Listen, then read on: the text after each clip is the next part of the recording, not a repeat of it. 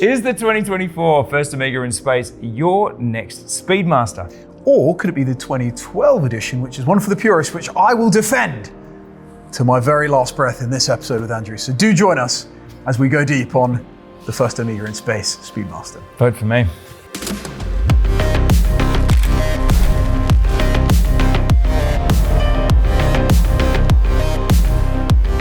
Welcome back to the only video series dedicated to your dilemma. The Omega Speedmaster dilemma. It's one that we've all had deep down in the soul of the watch collector out there. Yep. No watch collection can be complete without one. But the question is, which one? Said with such sincerity, Justin. How are you doing? You I'm all right, man. You've come in I'm all right. absolutely on fire. I have absolutely not. It's been a glorious day here in London. I'm surprised you're not sweating. It's awful out there. It's hot. It's hot. And in this studio, it's wonderful aircon. One good reason. True. And I'm not being paid a penny to say it, but you should come in just for the aircon, if nothing else. By the way, the drinking game with this and all series, including Justin Hast, is to drink 7 beers when Justin says, I'm not being paid a sausage to say it. No, in all seriousness, this is giving me flashbacks. This whole, certainly the Speedmaster dilemma is giving me flashbacks, but this particular dilemma today, because we are talking about the watch on the thumbnail, the 2024 re-release of the first Omega in Space. Where is she? Where is she? There she is. It's there. There she is. It's giving me flashbacks. Do you want to tell you why? Yes. Okay. The first event Time+Tide ever did was in Melbourne. It was called the Night of Omega Firsts. And this was extraordinary to me, that a brand would believe enough in Time+Tide to book out a whole floor of the Beautimond, one of the most fantastic restaurants in Melbourne, Michelin starred, all of that, all of these watches. And among them were a CK2998 reference. Yes. From the first Omega in Space. And as I look at what we're going to dive into today, this first Omega in Space 2024, it just gives me these delicious flashbacks to an event that, in its innocence, to be sitting here 12 years later, still talking about Omega and still finding stories to tell.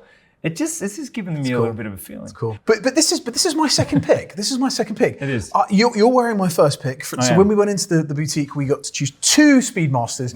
I personally, this is your other pick. Yeah, that's my other pick. And I'm on this journey because I'm wanting to revisit the Speedmaster in its modern incarnation.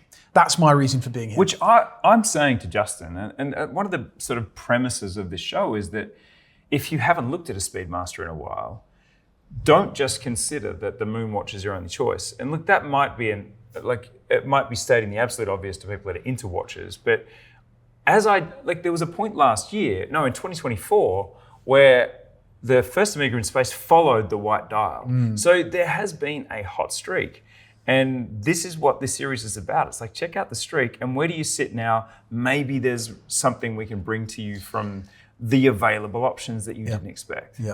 Yeah, I think, and that's important, the available options, because we know in the watch world there's been all sorts of games being played out there, and the reality is you can walk in and you can walk out with one today. I'm sure of it. Apart from maybe the one on your wrist, this is maybe not the maybe not the You might have to be maybe this and then this and then this, or I don't know. That's fair. No, that's fair. That's fair. And I wanted to pick two speeds that's slightly different, and probably being slightly more divisive here in this one here, the first Omega in Space. So 1962, our man Wally. 6 years, 6 years before the Moonwatch. Yeah. Talk about the beginning of the Speedmaster, because it was very much, the clue was in the name. Yeah. This is an automotive chronograph. It was an automotive. It was made for racing, and as you can see here with this tachymeter around the bezel, it was never envisaged as being something that was ever going to go to space. Yeah. Until Wally decided that he was going to wear his own Speedmaster space in 1962. This detail is key for this watch. Absolutely incredible. Which is that this was not the first watch on the moon.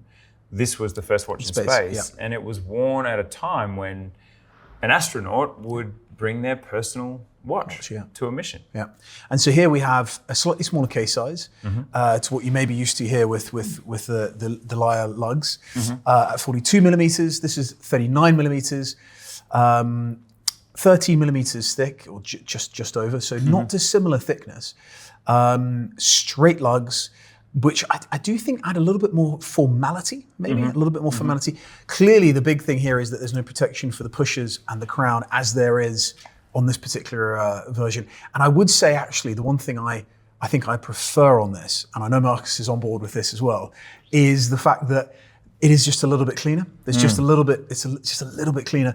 Plus you've got these flat link dials, polished edge perimeter of the tapered bracelet here, and then satin finished center link.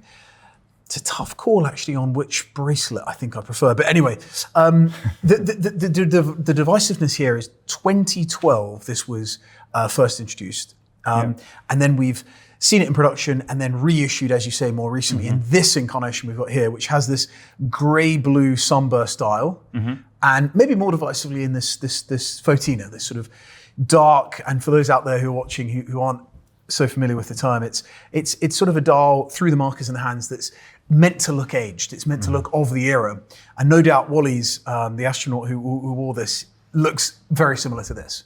Now that's cool. Now that's very, very cool, and I think very cool for the majority of wearers, owners out there, but divisive for the deep enthusiasts, because it's not always something that goes down. I have to say something. This is incriminating and deeply embarrassing. Are you ready for this? Go on.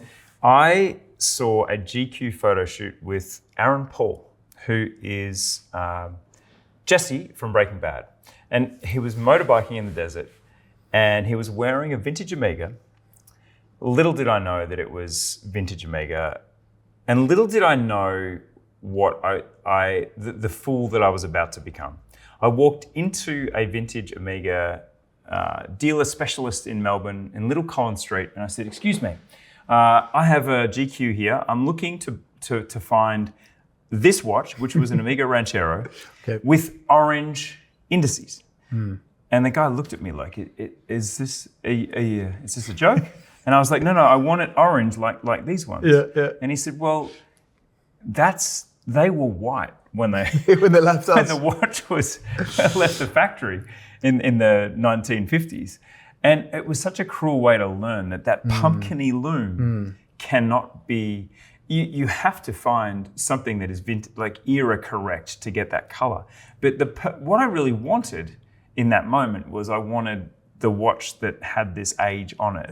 And that's why I'm very accommodating of vintage, of this aged style dial, because it wasn't that I wanted a vintage Omega Ranchero. I wanted a desaturated black dial with orange indices. And they were so pumpkiny and so burnt. It was gorgeous. It was everything. And let's be completely clear as well.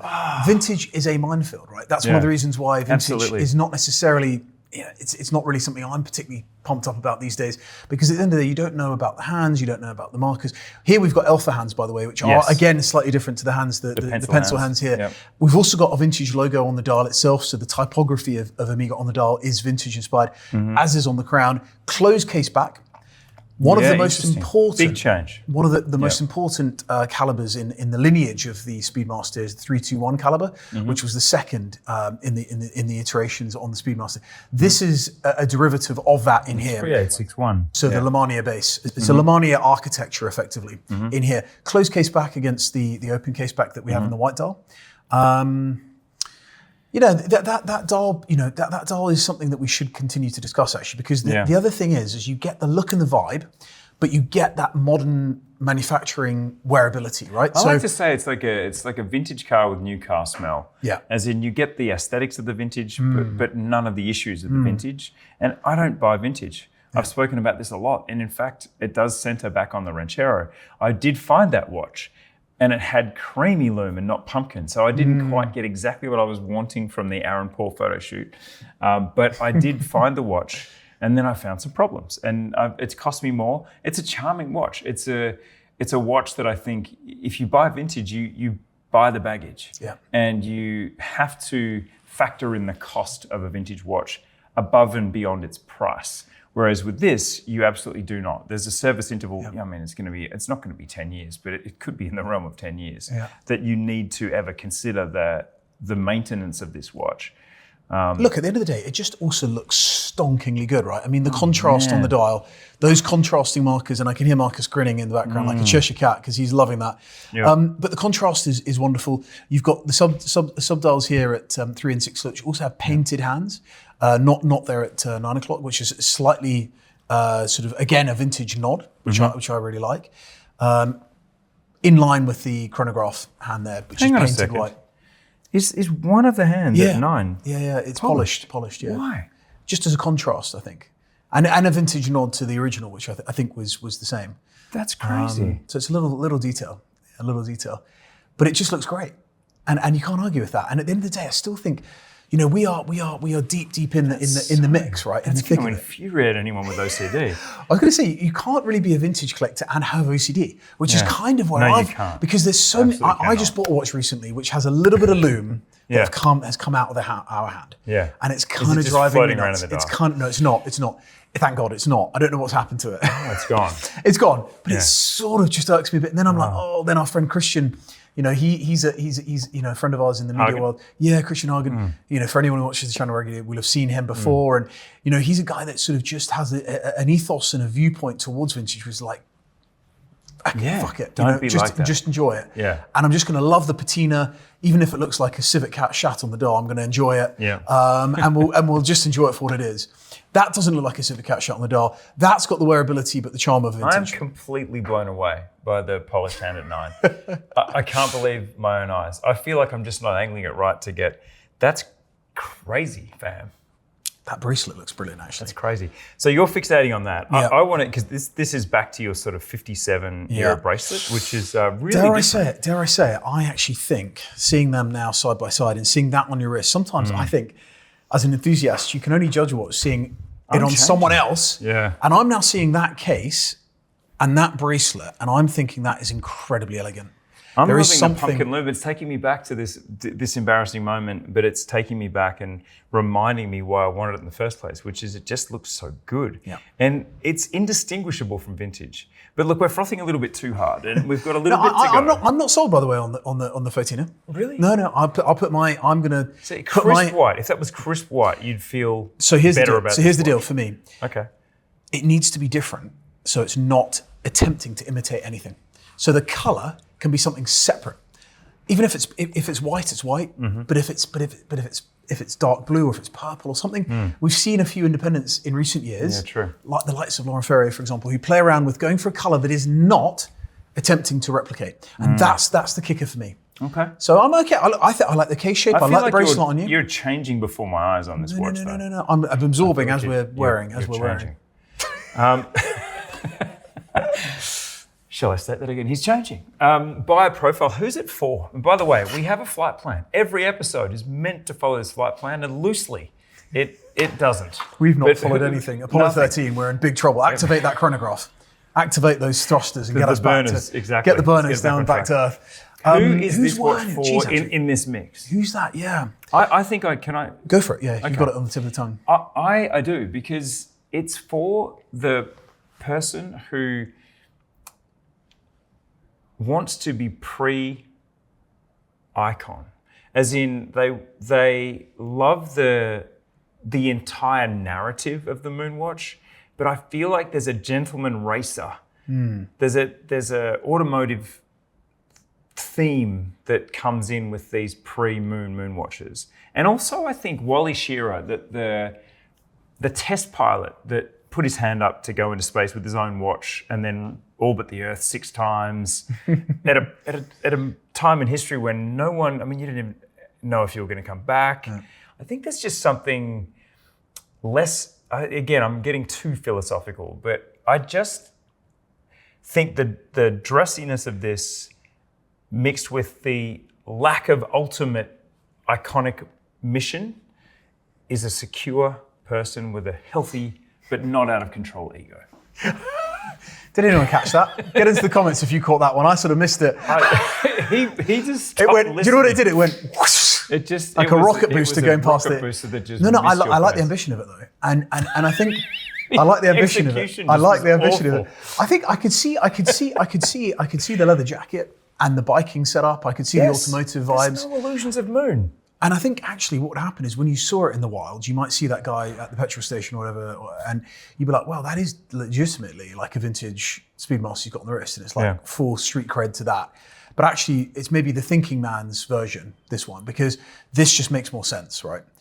Both in terms of access, both in terms of the price point and accessibility, £7,400 as of today, and just the wearability. And I keep coming back, for me personally, coming back to wearability. Every episode, I then want that damn wearability. Watch. It's just, no, I keep this, the Kool-Aid is just basically piping into my... Can I just do this as a comp, just so we can see, because we've talked about that, but actually it's important to see them side by side and the different vibes. Do you want to hear something crazy about these specs, right? This is 2.6 millimeters bigger in diameter, and yet every other measurement, meaningful measurement, is the same. 13.4 millimeters thick versus 13. This is actually 0.2 of a millimeter thicker than that. That is 0.5 of a millimeter broader in terms of lug to lug. But how? I don't know, because but then there is one big difference. This actually has a 19 millimeter lug width. So the bracelet on this is quite a bit slimmer. So you're seeing that there's a significant difference. And that's where the elegance aspect comes on for me. That's where that becomes more of a dressy option. I just think it's just straight up prettier. Like the pencil hands are very utilitarian. These alpha hands, again, polished. I've always been a big rat, Marcus knows this, for the 57. Like there was a box set of the Railmaster, the Speedmaster, the Seamaster, the 57 collection. And it was always like, wow, these watches really sit in that intersection between dressy and functional. Where are you at with the vintage logo there? Because that was something that only once we had time to compare the two together. Look how bold that Omega is typography-wise versus that. How does that feel? I think I have to give Justin the biscuits. I think that the way you describe the guy at the petrol station, the vintage logo's for that guy. He's got a shearling jacket on, like he's just beaten up old boots. I'm kind of picturing Christian actually. Bit of a Christian vibe, bit of a Hagen vibe. But yeah, I feel that it's just, but again, I would bring back it isn't, sometimes I feel the red flag, and we'll get to the speedometer, and we'll get to the Speedmaster speed dating, but the red flag of the Moonwatch is sometimes just that you know they're waiting for you to ask, or even just glance at it. Did you know? Hey you, looking at my watch across the room. Whereas this is not that person. No, it's not. It is someone who doesn't need that, I think. They're already full. Justin, it's your favourite moment. Okay, we're going speed dating. We are. Yep. Speedmaster speed dating. Yep. I've got 2 episodes to come where I'm going to do that for you as well. So correct. Yeah. Oh God, you'll get your revenge. Okay, you ready? Yes.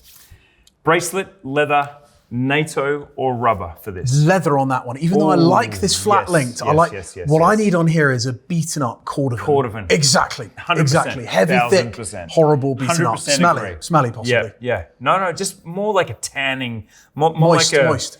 No. You just keep getting further away. Like a dubbin, like something you rub into leather. It has to stink. It has to stink. Fine. Okay. Go on. Stinky leather strap. Fine. What number Speedmaster is that? This would be 2 for me. Yeah. Yeah, this would be 2 because I think you've got something that is maybe furious agreement. So it is. For this one, I absolutely feel it's the first. I agree. And one and only done and done. First watch. This is the second. Could you justify that and that in a collection? Yes, there's enough difference between them to do that. And that's pre-moon. This is Wally circling space. It's 1962. So it's still got a space element. But the alpha hands are one of the most important factors. Gorgeous. When you see it at a certain light and it sheets over, and we'll see this for sure in a little bit of B-roll, it just catches the light and the hands just glow.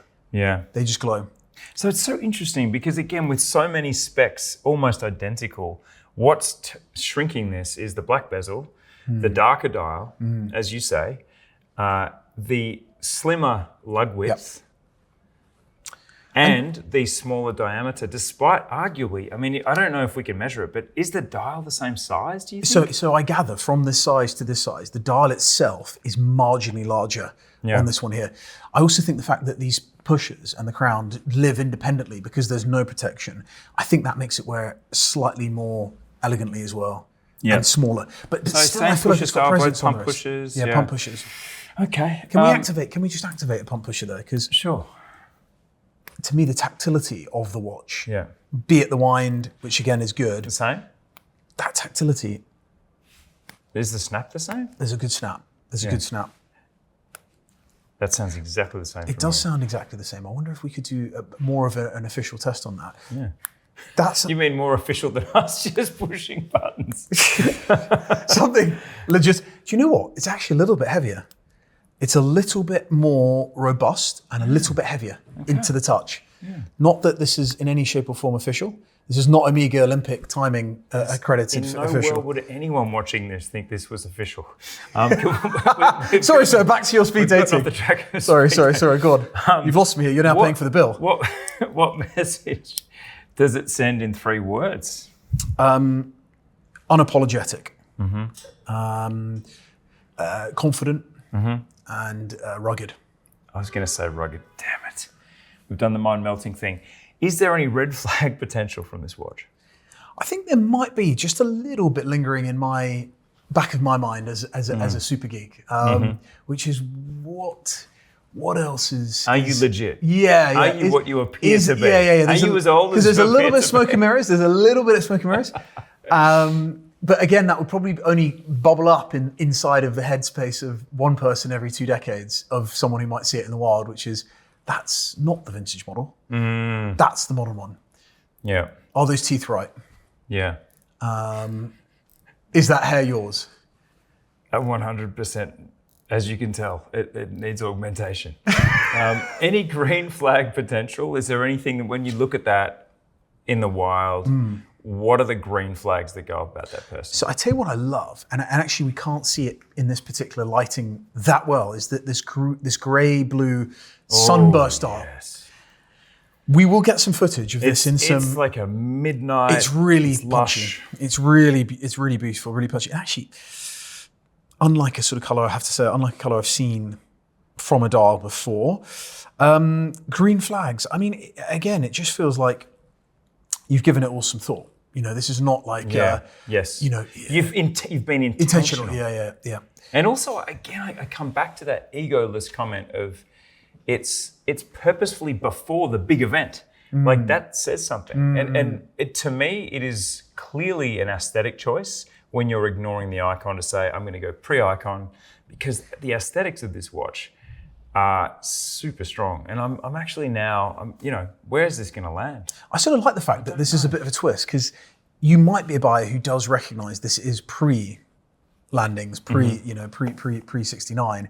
So the fact that you've gone for that is also a little bit intriguing, like a little bit mysterious, right? Yeah, mysterious. I reckon they do know that story. I reckon, unlike this, they've actually had a decisive decision to say, I like that because it's not obvious. Whereas this might just be a little bit more obvious, actually. Do you want to hear one more thing that's going to make you like Wally Schirra even more? So this guy apparently was quite well known for his snippy responses on radio to HQ, back to, what do they call it? When you're on the radio to... Ground control. Ground control. Ground control to Major Toms. Bad. He was known for having a bit of sass. A bit like a Formula One driver. Yeah, a bit like Bono and Lewis at the peak of their powers. There was a little bit of attitude he'd give back on the mic. He'd be like, they'd say, ground control to Wally. Yep. How are you travelling? And he's like, how do you think I'm travelling? I'm in a tin can and, I'm never coming home.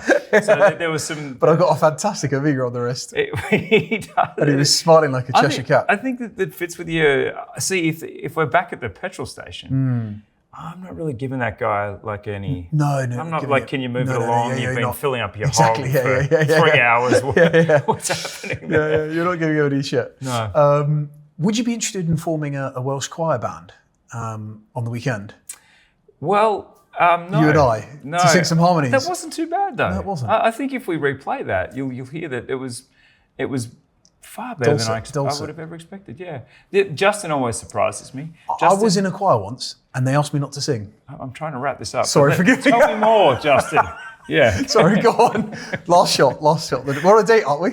I want to Not anymore. I want to give you some background. The speed dating was super slow. But hey, this is what it is. This is a show that delves into unexpected and tuneful areas from time to time. What do you think about the first Omega in Space 2024? There was a first Omega in Space from 2012 to 2020, which is this one, which we had up for reference.